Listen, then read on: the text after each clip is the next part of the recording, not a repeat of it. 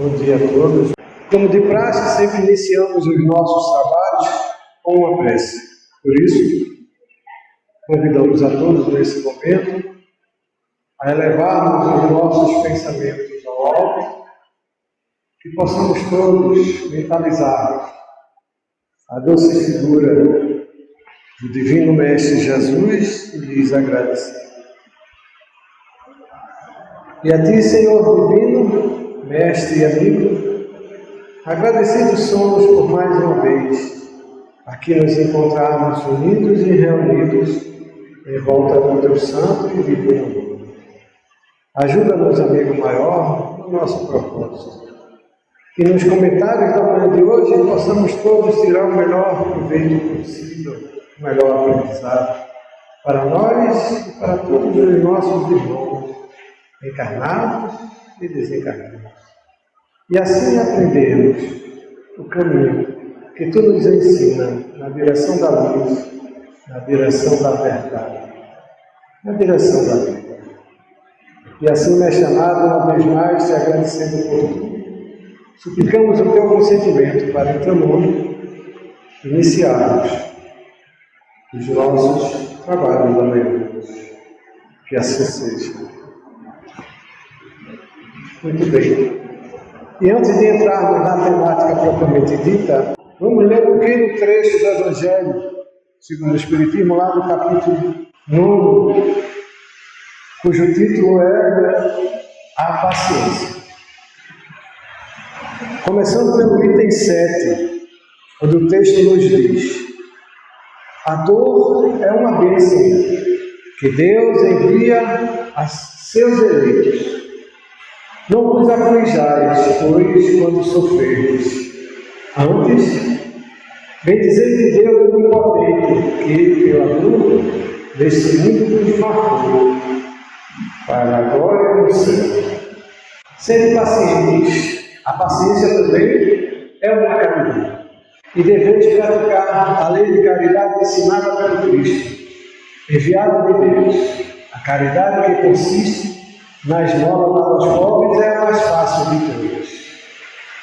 Outra há, porém, muito mais penosa e, consequentemente, muito mais meritória. A de perdoarmos aos que Deus colocou em nosso caminho para serem instrumentos do nosso sofrer e para nos porem à prova a paciência. A vida é difícil, bem eu sei.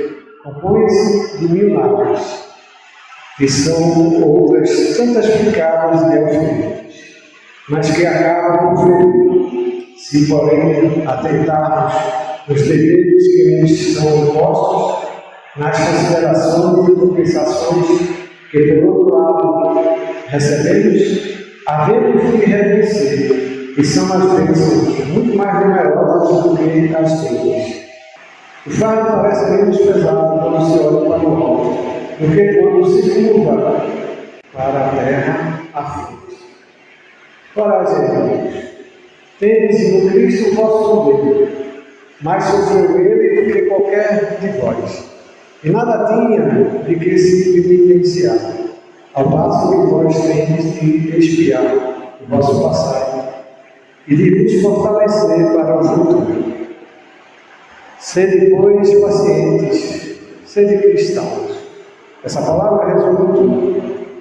O Espírito do amigo que nos trouxe essa comunicação na cidade de Havre, no ano de 1862, que está lá no Evangelho segundo o Espiritismo, no capítulo 9, que deixamos para a nossa reflexão inicial. E hoje vamos dar continuidade à temática que nós temos abordado nas últimas semanas. Dessa feita, já abordando a quarta parte, ou a quarta semana, sobre como percebemos o mundo espiritual. E talvez alguém pergunte, mas se unir a parte primeira, a segunda e a terceira, nós vamos perder?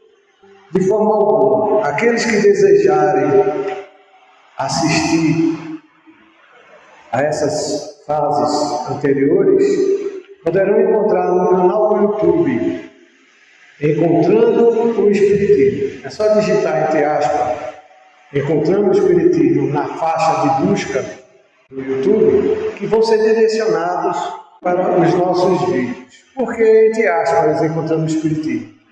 Porque o nome do canal Encontrando Espiritismo precisa ser digitado entre aspas para que o YouTube entenda que são esses vídeos que você quer ir buscar. Do contrário, você vai ser direcionado a vários outros vídeos que provavelmente não vai ser um dos nossos. Lá é só pesquisar na lista de vídeos, vão encontrar como percebemos o mundo espiritual. Primeira parte, segunda parte e terceira parte, em vídeos diferentes, ok? E nós, no mês passado, abordamos na terceira parte como percebemos o mundo espiritual, falando de um desconhecimento das leis espirituais, que essas não nos isenta das responsabilidades, ou seja, a falta de conhecimento e o entendimento das leis que dirigem o mundo espiritual, que é a causa da nossa existência material, não nos isenta de nós a responsabilidade que temos em relação à própria vida material ou vida espiritual. E talvez alguém diga, mas Silvio, isso não é justo. Assim acontece também na vida material. Quem não conhece o Código Civil não está isento das responsabilidades dele. Não é assim? Tenho certeza que sim. A legislação vigente impõe a todos nós, cidadãos, as responsabilidades respectivas a essas leis. Assim também é, de uma forma mais ampla, de uma forma mais justa, com a vida espiritual. Foi isso que nós ressaltamos na última apresentação. E hoje nós gostaríamos de abordar o seguinte aspecto. As leis espirituais nos proporcionam similitudes em nossas ligações que permitem nosso despertar. Ou seja, a realidade espiritual nos traz condições que nos propõem as ligações que vão nos conduzir ao nosso despertar espiritual, desde que queiramos naturalmente, desde que busquemos a compreensão e o entendimento. E que similitudes seriam essas? As nossas afinidades. Dependendo das nossas afinidades, poderemos estar obsediados ou voltados para o esclarecimento. Mas vai depender essencialmente das minhas afinidades, ou seja, dos meus propósitos, das minhas buscas, das minhas escolhas, das minhas intenções, daquilo a que estou ligado, como também as analogias que buscamos nas nossas vidas, como também podemos dizer as nossas questões correspondentes, que nos ligam à nossa realidade material e espiritual, sobretudo as espirituais, porque as materiais são consequências das espirituais, como também as nossas parecenças, ou seja, aquilo que a gente é parecido, como também e necessariamente as nossas semelhanças, que são simplesmente, num sentido mais proposital do entendimento, as mesmas coisas. As nossas similitudes são questões como afinidades, analogias, correspondências, parecências e semelhanças. E isso nos leva a uma questão, ou a questões fundamentais. Questões essas que o homem se questiona desde os primórdios da sua realidade, que é de onde viemos, por que estamos aqui, para onde vamos. Quem de alguma sorte, de alguma maneira, em dado momento, não se questionou, não se perguntou, meu Deus, por que isso está acontecendo comigo? O que foi que eu fiz para que isso me ocorra? De alguma forma, estamos nos questionando, de onde eu vim? O que estou fazendo aqui diante dessa situação? Qual será o meu destino? Ou seja, nós podemos dizer que, na sua essência, podemos dizer que sempre nos perguntamos, sobretudo quando as coisas não andam bem, o Porque quando as coisas estão bem, a gente não está muito aí para a realidade que a gente vive. Mas, de alguma sorte, nos questionamos. Por que estamos aqui? Sobretudo quando estamos obsediados. Ao ter a informação inicial das nossas obsessões, sempre nos questionamos. Por que comigo? Por que dessa forma? Isso vai me levar aonde? São questões fundamentais que, se quisermos tratar a nossa obsessão ou as nossas obsessões, precisamos ter o devido entendimento adequado. E para buscarmos uma reflexão a respeito desse entendimento, nós fomos buscar na Revista Espírita, de fevereiro de 1859, um texto que vai nos ajudar a desenvolver, a evoluir o entendimento a respeito ou em torno dessa temática.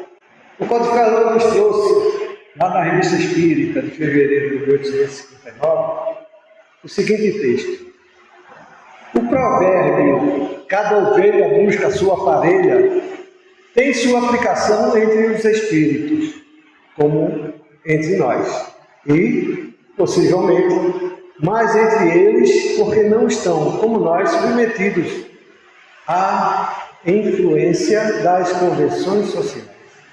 Ou seja, quando nós estamos dizendo, ou quando nós dissemos, ou quando alguém disse que cada um busca, ou cada ovelha busca a sua parelha, está se pronunciando uma grande e profunda verdade. Mas não é só no mundo material, não. É no mundo espiritual. Porque, como já dissemos, o mundo material é simplesmente consequência da realidade espiritual que a gente vive. E ainda mais, é muito mais profundo, muito mais verdadeiro, é muito mais contundente essa realidade no mundo espiritual do que no mundo material. Porque no mundo material, de alguma sorte, estamos, de certa forma, separados por situações, por convenções sociais, por meios, não é assim? E continua o texto nos dizendo: todavia, se entre essas convenções algumas vezes confundem homens de costumes e gostos bem diferentes, de certo modo, a confusão é apenas material e transitória. Ou seja, Kardec reforça o entendimento de que é no mundo espiritual muito mais forte essa condição de busca da parelha ou da similitude, como dissemos no início, que o homem busca para a sua realidade e que nos leva ao nosso despertar, ou não, dependendo da nossa escolha. E que é muito mais forte no mundo espiritual do que no mundo material. Por quê? O mundo material, por natureza, é transitório. Um dia cessa, um dia passa, um dia termina, um dia conclui-se. E conclui o entendimento dizendo: a similitude e a divergência de pensamentos será sempre a causa das atrações e repulsões.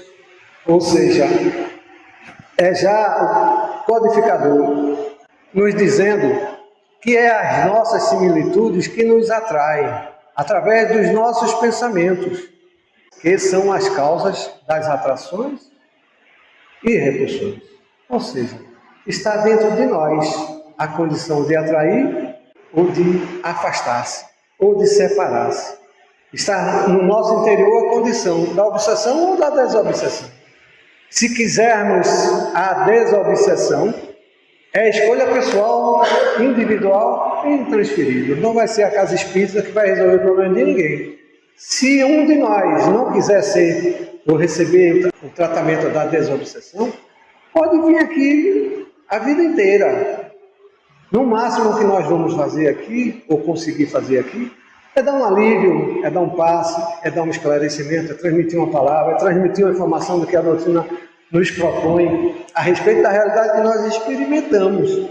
A condição da desobsessão, essa sim, cabe a cada um de nós, de forma individual e intransferível. Cabe a cada um de nós essa condição.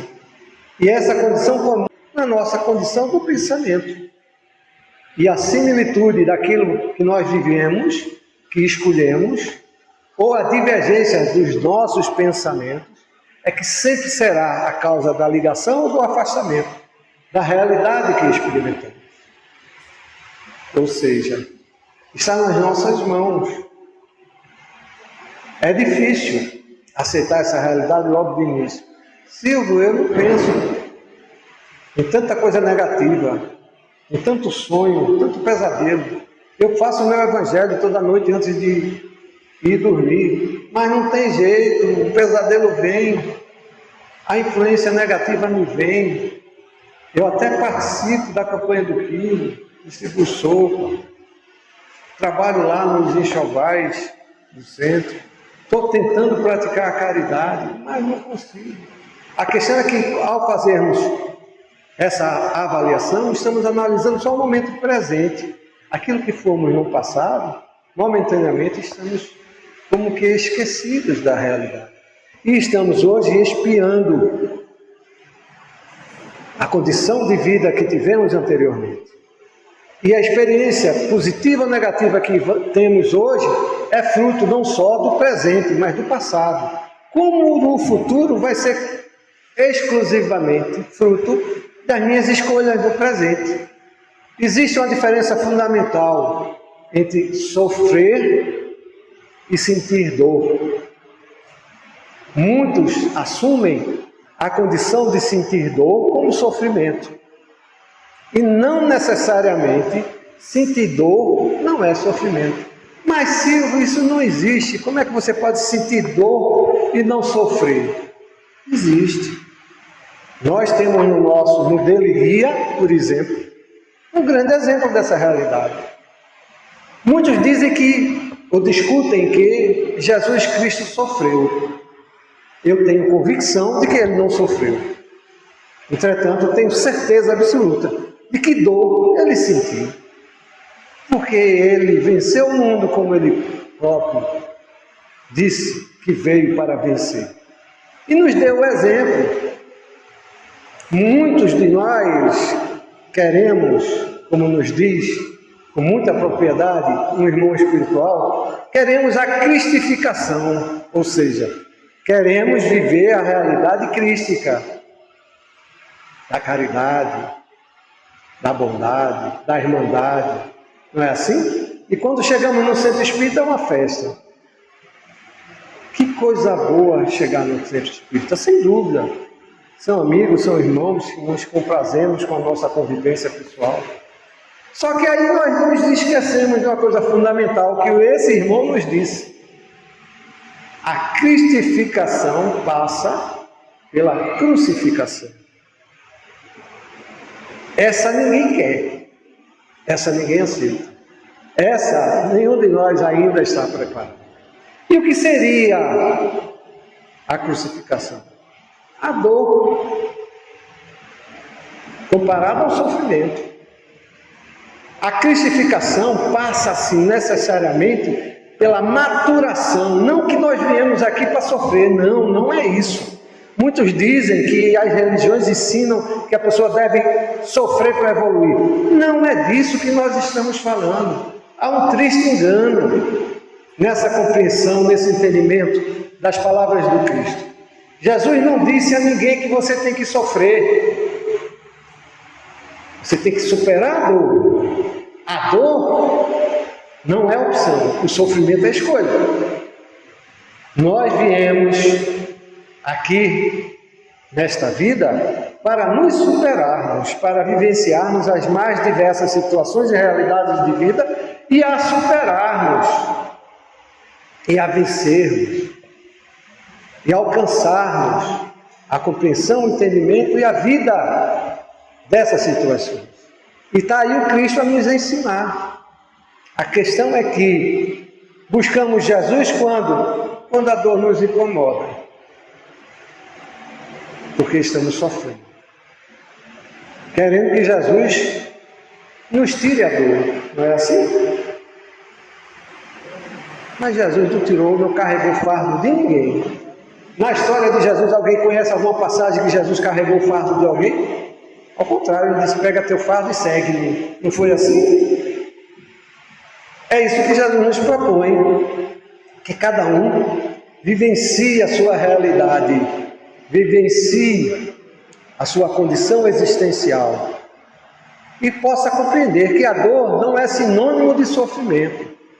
A dor é sinônimo de oportunidade de superação. Incomoda? Incomoda. Mas aí é que está o grande desafio e necessidade humana de superação, de exercício interior. E Cristo, Jesus Cristo, não sofreu. Dor ele sentiu, cada uma delas. Mas a sua superioridade moral foi que lhe deu condições de superar todas as dores e não sentir dor. Tanto que no final o que ele disse, perdoa-os, Pai, eles não sabem o que fazem. E é isso que nós precisamos aprender a trabalhar em nós, com as nossas similitudes, trabalhando os nossos pensamentos, na direção da repulsão, da atração, das nossas propostas, dos nossos entendimentos, das nossas realidades. E é isso que nós enfatizamos. A similitude existe antes no plano espiritual. É uma condição orgânica. E mais aí, uma vez mais, a confusão. Nossa, quando falamos em organismo, imaginamos o corpo físico. E a doutrina dos espíritos nos ensina que há no homem três coisas: corpo físico, perispírito e espírito. Esse é o verdadeiro organismo humano. Por isso que dizemos que é uma condição orgânica. Só que ela vem e acontece primeiro no plano espiritual. Ela não é só espiritual, ela é orgânica porque todas as situações, todas as realidades provêm da espiritualidade, que através de um perispírito se manifesta no corpo físico. Assim tudo é o que existe. Assim é tudo o que acontece. É o nosso perispírito que nos liga o corpo físico ao espírito, que, entre outras características, detém de sensibilidade global, de sensibilidade magnética e da condição de se expandir. É o perispírito que nos liga, que nos transmite as sensações espirituais e físicas. Mas é ao espírito a condição única de sentir dor ou não, através da sua evolução, através da sua compreensão. Mas se uma vez mais, como vou sentir dor sem sofrer? Se trabalhando, se conhecendo, se estudando, se esclarecendo, buscando alimentar a sua consciência, porque todos os atributos pertencem ao ser. E quem é o ser? O corpo físico, o perispírito. Esses são corpos pelos quais se manifestam o ser, ou seja, o espírito. A condição de raciocínio, a condição da consciência, a condição da interpretação, da escolha. Ao espírito pertence. A questão é que nós damos mais atenção ao mundo material, esquecendo que o nosso organismo ele é formado de matéria e de espírito. E assumimos a condição de, essencialmente, dele ser matéria. Esquecendo da sensibilidade global, magnética, da condição de se expandir, entre tantas outras características que dispõe o perispírito, da consciência, da própria consciência humana, que esquecemos das condições que detemos na realidade do ser. Vamos buscar ainda um texto na Revista Espírita de 1867, uma carta do Dr. Gregory, que Kardec colocou nesse exemplar, que tem como texto o sentido espiritual. Ele nos diz: Erasto enunciou uma ideia que me chocou e me pôs a refletir. Ou seja, o Dr. Gregory fez uma carta para Kardec. Naquela época, muitas informações da codificação eram feitas através da comunicação que se dispunha, que eram as cartas. E Erasto é um espírito da codificação, que, segundo o próprio Evangelho, nos diz que ele foi discípulo de Paulo na época de Jesus. Enunciou para o Dr. Gregory, que passou para Kardec, uma ideia que deixou ele surpreso. Diz ele, o homem, diz ele, tem 7 sentidos, os bem conhecidos, audição, olfato, visão, paladar e do tato, e além desses, o sentido sonambúlico e o sentido mediúnico. Seguramente, assim como Kardec, como nós mesmos, né, ao ler esse texto pela primeira vez, ficamos surpresos em ter essa informação de que a condição sonambúlica é um sentido. E imaginamos que o sonâmbulo é apenas aquele que anda enquanto dorme. E na realidade estamos manifestando uma condição existencial do ser que dispomos e que simplesmente não conhecemos nada. Como também a própria mediunidade é um sentido do ser, segundo Erasto, segundo Kardec, que está lá na Revista Espírita. O problema é que a gente não lê. Revista Espírita, então, menos ainda. Que nos diz clara e objetivamente que tanto a mediunidade quanto a condição sonambúlica são sentidos humanos que podemos desenvolver. Mas muitos de nós, a grande maioria de nós, acha que sonâmbulo é coisa de circo. Quando era pequeno, vi muito nos circos apresentações de sonambulismo. Hoje, menos frequente, não tenho notícia de acontecer. E hoje a mediunidade ainda é tida como uma coisa diferente, especial. E na realidade eles são sentidos, como é a visão, a audição, o tato, o paladar. E nós nada ou pouco entendemos dessa realidade. Para fundamentar essa ideia, nós fomos buscar ainda no Livro dos Espíritos a questão 448, onde Kardec questionou a espiritualidade a respeito da segunda vista. Se nós substituirmos a segunda vista, que é uma condição mediúnica, pelo qualquer sentido de mediunidade, nós vamos ter sempre a mesma resposta. Observe a resposta. A faculdade é, o exercício não. Ou seja, a faculdade mediúnica nos diz a espiritualidade que é uma realidade permanente. E muitos dizem que mediunidade é coisa só de gente encarnada.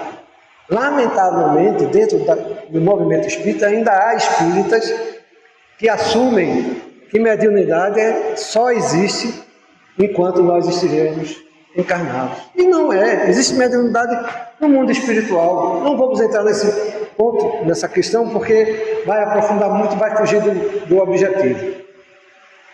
O exercício não, ou seja, você, mediunidade, nós vamos sempre ter, nós vamos sempre ser. É uma condição do ser, ou seja, do espírito, sermos médiuns. Como é também a condição sonambúlica, como é a visão, a audição, o tato, o paladar. Ou seja, é uma condição pertencente ao espírito.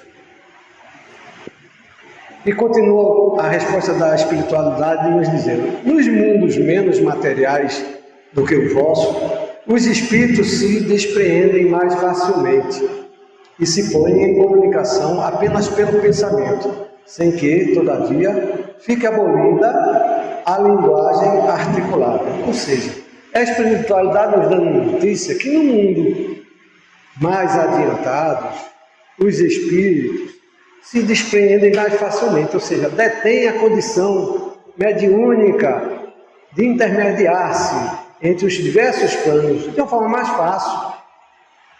Muitas das vezes é apenas com a simples vontade, sem que necessariamente não se tenha a linguagem articulada, ou seja, a palavra falada. Por isso mesmo, em tais mundos, a dupla vista é faculdade permanente para a maioria dos seus habitantes, cujo estado normal se pode comparar aos dos vossos sonambúlicos lúcidos. Não sei se os irmãos e as irmãs têm notícia dos sonâmbulos lúcidos, que há sonâmbulos que têm uma lucidez tamanha que consegue falar do que vê, do que sente, do que está acontecendo naquele momento, no mundo material, no mundo espiritual, à distância. E aí os espíritos nos dão notícia que nesses mundos mais adiantados, tanto a segunda vista, que é um tipo de mediunidade, consequentemente, sendo um tipo de mediunidade, as outras também o são, como condição natural do ser, o sentido sonambúlico também o é, nos dando a informação muito clara, muito objetiva, de que os sentidos ao espírito pertencem, não ao corpo físico. O corpo físico apenas se manifesta naquele momento em tal situação ou qual situação. Por isso que ele nos diz que o exercício não é duradouro, não é permanente. A faculdade, sim, e sempre vai pertencer ao espírito ou ao ser criado. E fomos isso que nós dissemos anteriormente. Essa também é a razão por que esses espíritos se nos manifestam com maior facilidade do que os encarnados em corpos mais grosseiros. Ou seja, quanto mais grosseiro, menos espiritual nós conseguimos nos manifestar. Naturalmente, o nosso entendimento. Por isso, muitas das vezes, a incompreensão a respeito da nossa realidade é obsessiva. Certamente alguém talvez esteja perguntando, o que é que tudo isso tem a ver com a obsessão? Tem tudo a ver. A questão do entendimento, da compreensão da realidade que se experimenta, do que se vive, de que se está existenciando, de que se está experimentando, e do qual é uma similitude, como dissemos lá no iníciozinho, que nos leva a despertar na vida. Isso é para que os irmãos e as irmãs possam começar, se não já entenderam, que a obsessão é uma condição existencial que nos leva a nós despertarmos para a realidade espiritual. Silvio, isso não tem sentido. Analisem. O nosso sentido está voltado essencialmente para a vida material. Eu só me preocupo com objetivos materiais. Trabalho, casa, carro, família, natural até, né? Tenho responsabilidade, preciso assumir meus compromissos. Mas essa falta de consciência da realidade espiritual não me isenta da responsabilidade. E são as similitudes que me ligam a elas. Só que todas essas similitudes iniciaram aonde? A obsessão é uma delas. No mundo espiritual. Porque tudo provém do mundo espiritual. Isso é para que nós possamos começar a aprender a exercitar o nosso entendimento e a nossa razão e a nossa compreensão a respeito do mundo espiritual como causa e não como situação à parte. Muitos de nós ainda estão dizendo, não, eu vou lá me tratar da obsessão, mas esse negócio de espiritismo eu deixo para mais tarde. Dissemos isso há pouco, aqui pela manhã. Quando eu ficar velho, esse negócio de religião, pelo amor de Deus, não, deixa eu viver minha vida. E não sabe que a vida que está vivendo é fruto de onde vem. E de onde é que se vem? Da espiritualidade. E que vai nos levar para onde? De volta para a espiritualidade. E é esse entendimento que nos falta, a compreensão a respeito da dor e do sofrimento. Ninguém gosta de sentir dor. Eu mesmo arranquei um dente essa semana, sofri para danado. Mas eu não sofri. A dor estava me curando. Não sei se vocês me entendem. A dor que sentia era o meu corpo, o meu organismo, a minha gengiva cicatrizando. Então eu não estava sofrendo. Eu que não gosto da dor, porque ninguém gosta da dor. Entendem a comparação? É disso que nós estamos falando. Dor é diferente de sofrimento. Dor é sinônimo de cura. Desde que você se ajude. Desde que você busque. Desde que você esteja trabalhando. Porque a dor também é aquela que não é castigo. Nós é que entendemos como castigo. Que nos chama para redirecionar o nosso caminho. Por isso a obsessão muitas das vezes. A dor da obsessão é um chamamento. Olha, meu irmão, o caminho é esse. Mas eu não quero ir por esse, eu quero ir por esse. Tudo bem. A escolha é sua. A escolha é de cada um de nós. Mas a dor vai continuar. Não como castigo, Porque é esse caminho que me conduz, que me proporciona a dor. Como também o tratamento. A escolha do tratamento é pessoal e intransferível. Nós nos tratamos ou não? Nós escolhemos o caminho ou não? Nosso interexistir é processo que começa nos planos conscienciais do ser. É isso que estamos dizendo desde o início. Para que possa manifestar-se nos diversos planos de existência. Tudo começa no mundo espiritual. Nós viemos do mundo espiritual. E não tenham o entendimento de ser uma coisa distante. Não. Nós, quando nos dizemos que o nosso interexistir, é porque estamos a todos os instantes e a todos os momentos interexistindo entre o plano material e o plano espiritual. As nossas ideias não provêm do organismo físico, vem do organismo que tem como parte fundamental e origem o mundo espiritual. Falta-nos esse entendimento, ou na melhor das hipóteses, essa compreensão. E não se trata de capacidade de querer alcançar, se trata de querer entender, que muitos rejeitam. Não, esse negócio de espírito, pelo amor de Deus, quantas vezes já ouvi isso? É uma realidade fundamental, faz parte de nós. Não estamos espíritos, somos espíritos.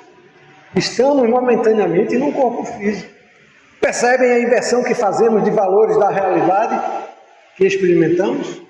Daí esse bicho feio da obsessão que temos dele. Esse entendimento desse bicho feio do que é a obsessão.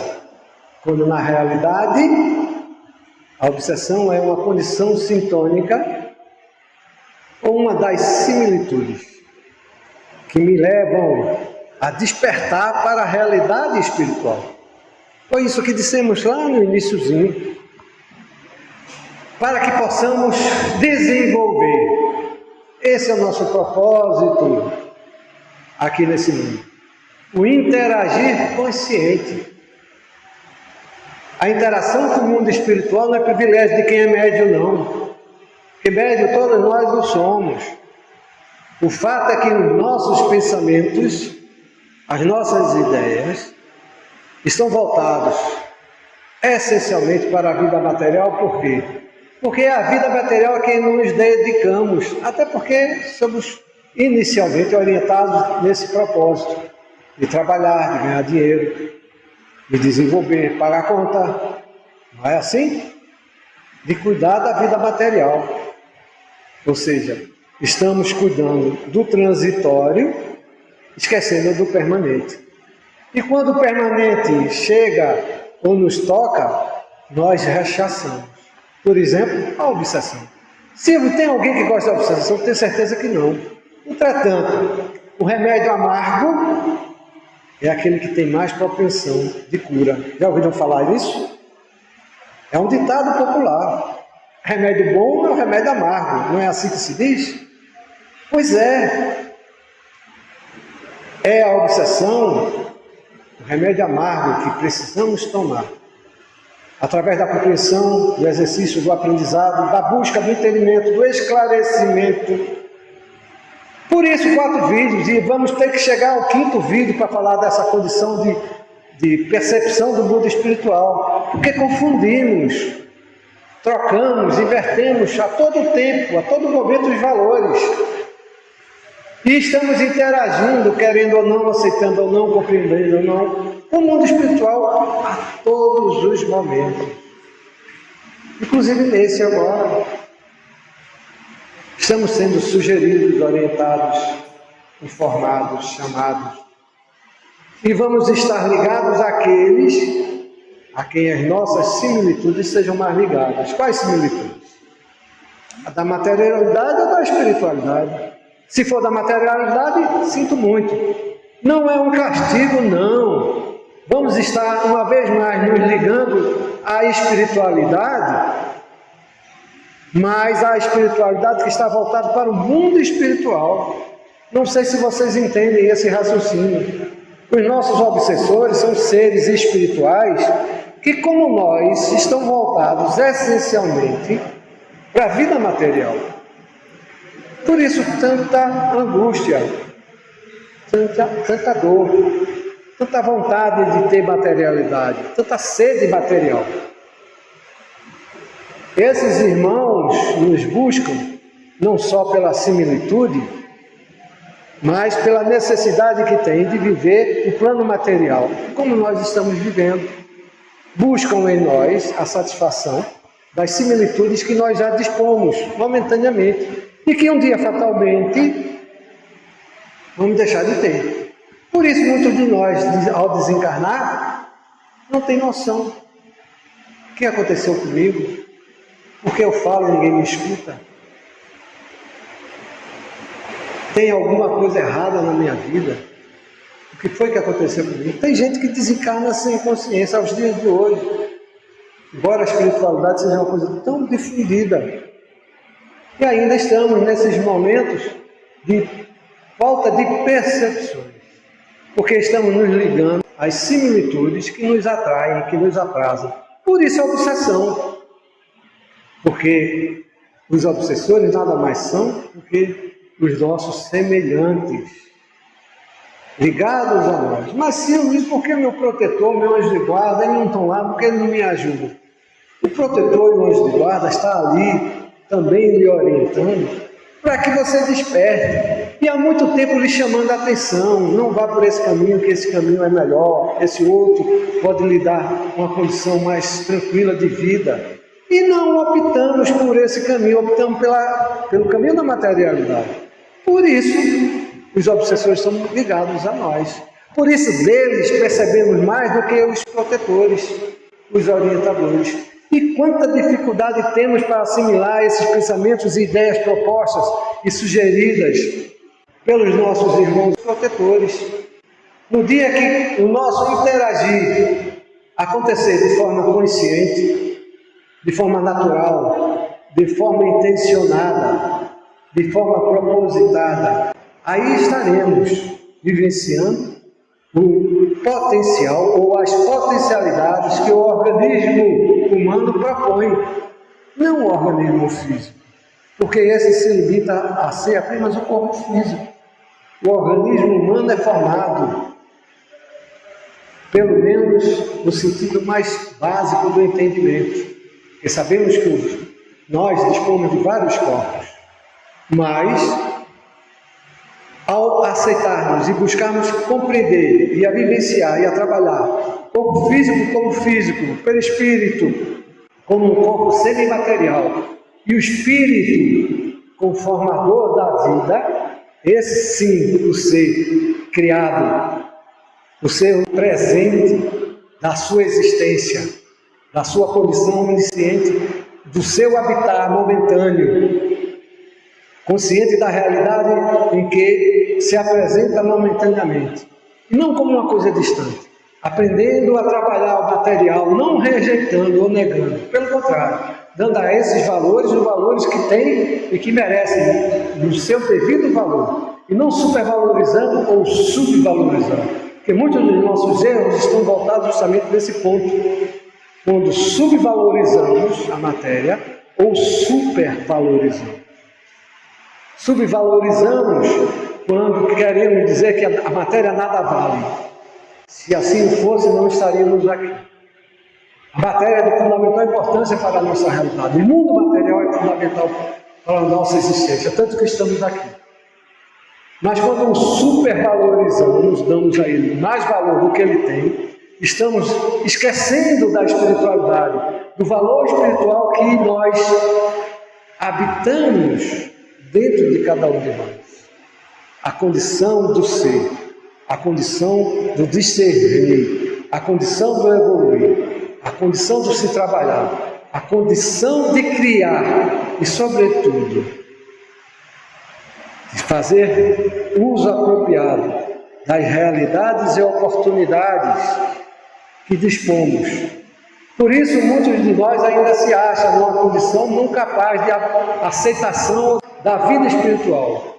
E não é. Todos nós, no momento presente que nos encontramos, temos potencialidade suficiente para vivenciar, aprender e evoluir as nossas potencialidades materiais e espirituais.